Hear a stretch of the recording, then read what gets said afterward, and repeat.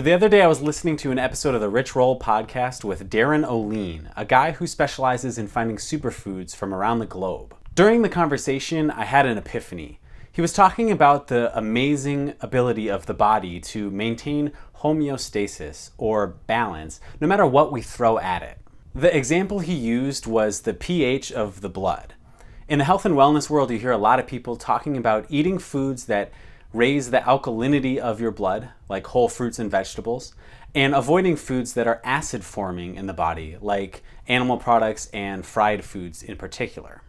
But he was quick to point out that no matter what people eat, the pH of the blood is relatively constant at about 7.365, or slightly alkaline. So how is it possible that one person could eat very highly acidic foods and another eat very highly alkaline foods, and both end up with the same blood pH? Does that mean the entire blood pH thing is bunk? The answer is actually the genius of the human body. Darin went on to explain that it's not that the body likes this pH, it's that it literally needs it to function. So no matter what you throw at it, it will go through all of these complex mechanisms to balance you out and get back to that pH. So for the person eating a lot of acidic foods, this is a really taxing process. Even though he doesn't know it, his body is going through a lot internally just to maintain that same pH that we all need to survive. Over time, this can lead to serious health complications, from deteriorating bone health to heart disease and even cancer. Alkaline man doesn't have this problem. The foods he's eating helps the body to naturally maintain that more alkaline blood pH. Okay, but back to my epiphany. See, the guy eating very acidic foods probably doesn't really notice that his body is doing this. He probably generally feels fine from day to day. Maybe he's not the poster of health, but as far as he's concerned, nothing is really wrong.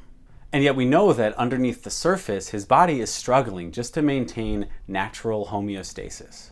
This is why low-carbers can blend butter into their morning coffee, load up on bacon, eggs, and cheese, and still feel fine. They're asking their body to do a lot of compensating, but on a day-to-day basis, they're still in that homeostasis level and they generally feel okay. But of course, that homeostasis is coming at a big cost. Their body is buffering all of that acid and taking calcium and other alkaline minerals from their muscles to reduce the acid in their body. See, this is the problem with relying on personal testimony and anecdote for health advice. The experience of one person eating one way does not tell us anything. That's why we have to look at the research. Research can look at hundreds of thousands of people over decades eating 100 different diets and show us which dietary patterns lead to health and which ones lead to disease. Let's look at examples from 3 of the largest studies on human beings. Number 1, the Harvard Health Professional Study. This study followed 120,000 people starting in the 80s and onward.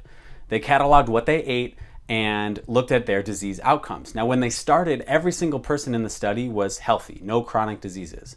But over time, a certain percentage of people develop chronic diseases. So just one of the results that came from that study is they found that total red meat consumption was associated with a higher risk of all-cause mortality.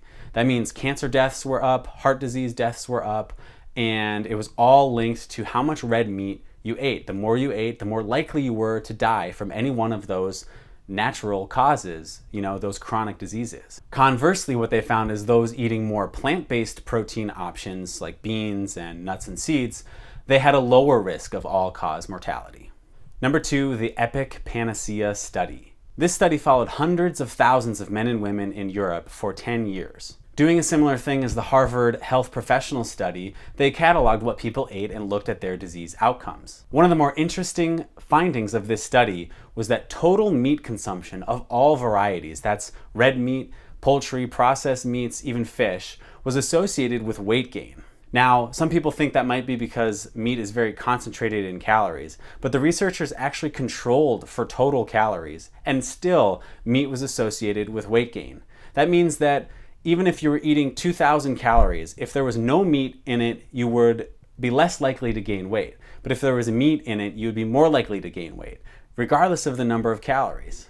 Finally, number 3, the Seventh-day Adventist Study. This was a study of 89,000 people, and they cataloged what they were eating and put them on different levels based on the amount of meat they were eating, all the way from high meat to low meat to no meat. Researchers found that for every drop in the amount of meat that a person was consuming, their risk for developing type 2 diabetes dropped precipitously, all the way down to the vegan category, and those people had an 89% reduced risk in developing type 2 diabetes. That's huge. So, studies of over 500,000 people are showing that the amount of meat you eat matters. And if you eat a lot of it, you're more likely to gain weight, die from cardiovascular disease or cancer, and develop type 2 diabetes. This is not the experience of one blogger on the internet putting butter in his coffee. This is science. Science implicating animal products in all of our leading causes of death. You may feel generally healthy today, but if you're eating a diet that is high in animal products and low in whole plant foods, you are asking your body to compensate for that diet. And you might feel okay today because you're in homeostasis. But over the years, over decades, that process will catch up to you. It's a task your body cannot sustain forever. So go plant-based today.